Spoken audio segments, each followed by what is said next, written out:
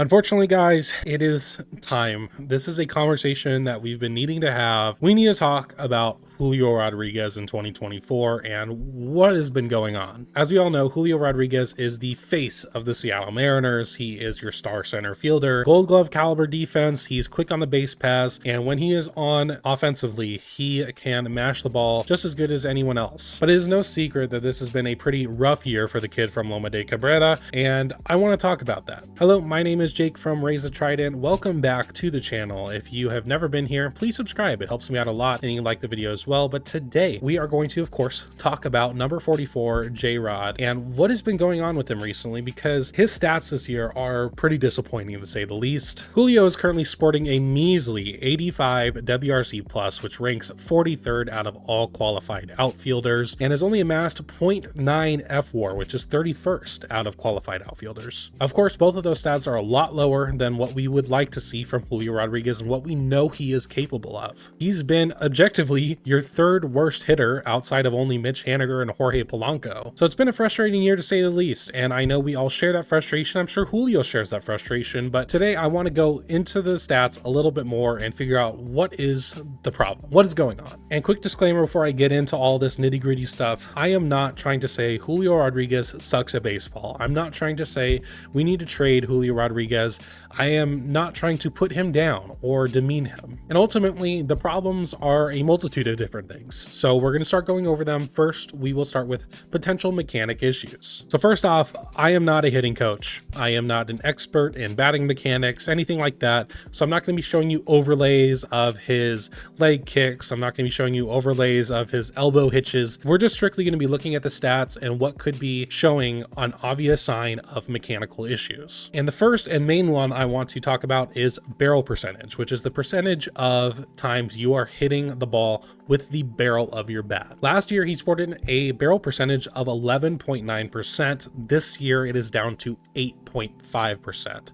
This ranks him 71st out of all qualified hitters in barrel percentage, and he's only barreled one middle ball all year. And along with this, we are going to look at his topped percentage, which is the amount of times he's hitting the top side of the baseball instead of right in the middle. And this has increased by 2% this year, which is what's leading him to a bit of a higher ground ball percentage and a significantly lower fly ball percentage this year. So clearly something is going on in the mechanics. I don't know necessarily what it is, but the ball is missing his barrel at an alarming rate. And ultimately, mechanics are important for how you hit the ball either on the vertical plane or the horizontal plane. Vertical is a lot more mechanics, horizontal is more mechanics and timing. So we're going to talk a bit about timing now. On Fangraphs, there is a section where you can look at the batted ball statistics for Julio Rodriguez, and it shows his pull percentage, center percentage, and oppo percentage. If you don't know what those mean, pull percentage is him pulling the ball to his dominant side, so in this case to left field. Center percentage, I think that's pretty obvious, it goes up the middle, and oppo percentage is him hitting stuff to right field. Now, a batter who is on time with the ball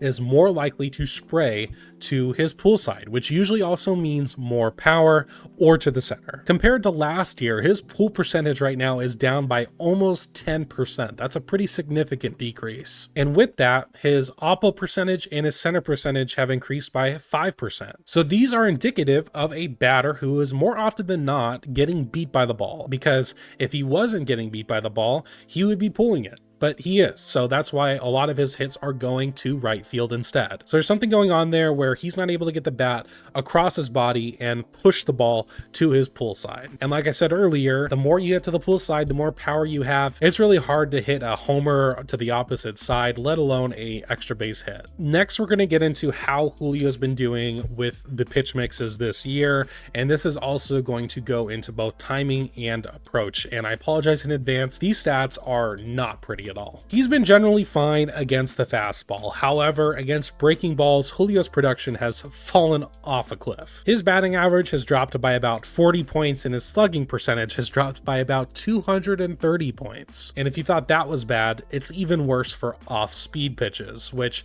his batting average has dropped 90 points and his slugging percentage 338 points, which is just an insane decline for both. And these things do matter when it comes to approach and or timing. pressing. And unsurprisingly, Julio's K rate has jumped up this year to 27%, which is 2.5% higher than 2023. So we've talked about mechanics, we've talked about timing, and we talked about approach, but there's one more thing that goes into being a successful hitter that we haven't covered yet, which is mentality. Now, I'm not in Julio's head, and I don't know him personally, never talked to the guy. However, it seems pretty clear to me and others that he's pressing quite a bit. Now, Julio's made it pretty evident how hard he works to be the player that he knows he should be. And I'd imagine being one of the worst qualified hitters on your own team going into July when you know you are the cornerstone and face of the franchise, it's got to be pretty disappointing. So due to this, I would assume that he is trying very hard to become the guy that we think he is and know he can be. And last year we saw a very similar thing in the first half. He was swinging out of his shoes. It was really clear he was trying to do so much. He's trying to hit 500-foot homers, and that signifies Julio pressing. He is trying to make up for his lack of production, but also the lack of production for people around him. It does not help that the Mariners have been one of the worst offenses all around in the entire MLB. So not only is Julio pressing, but I would imagine quite a bit of others are as well. With that said, Julio Rodriguez is supposed to be the face of the Seattle Mariners and our superstar. And I've seen the comments from people saying, this guy, we signed him for $200 million.